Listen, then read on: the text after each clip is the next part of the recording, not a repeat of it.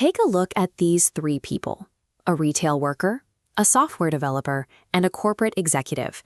It's the end of the month, and despite drawing vastly different paychecks, they share a single reality. Their bank balances are at zero. Conventional wisdom says the fix for this is simple: work more hours, get the promotion, and chase a higher salary. But modern society has engineered highly specific financial traps, each perfectly calibrated to drain exactly how much money you make. To build actual resilience, you have to look past the size of the paycheck and identify the specific forces designed to empty your tax bracket. At the first income tier, the trap is structural.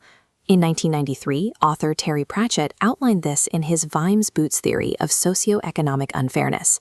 The logic is that it's actually expensive to be poor. A $50 pair of boots might last 10 years.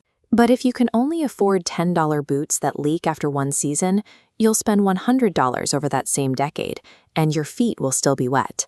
This isn't just a literary concept. In the modern economy, we call it the poverty premium. This 2026 data shows low-income households in Britain are penalized an average £380 every year. This cost is built into the market. Without standard financial products, they pay higher credit rates and lack digital tools to access the cheapest energy tariffs. For those at this level, an empty account is rarely a behavioral choice. The market itself is rigged to charge more for having less. As you move into the entry-level middle class, those structural penalties fade, but they are replaced by a technological drain that caps your ability to move upward. According to the 2026 AI Jobs Barometer, the labor market splits into two tracks, with 52% of roles facing a specific kind of disruption. These are democratized jobs, like software development.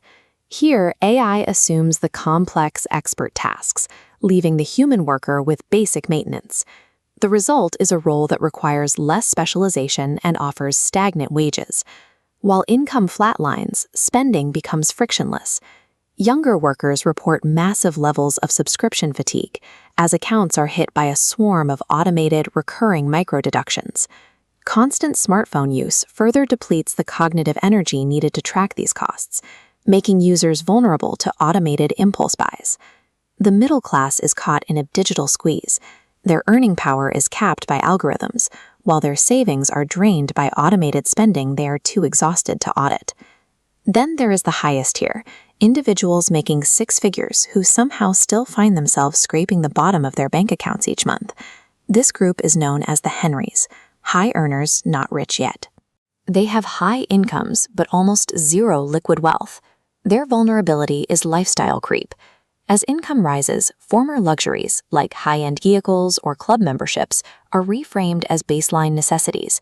To maintain this image, they often sink their remaining cash into fad, illiquid investments, leaving them with no accessible savings if their income suddenly stops.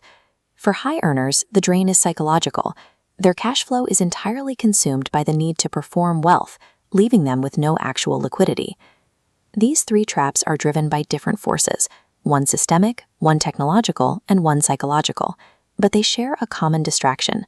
We're taught to focus entirely on the paycheck's top-line number, which obscures the actual mechanics of how money is leaving our accounts. The reality is that financial resilience is dictated by your spending rate, not your salary, but modern spending is designed to be frictionless.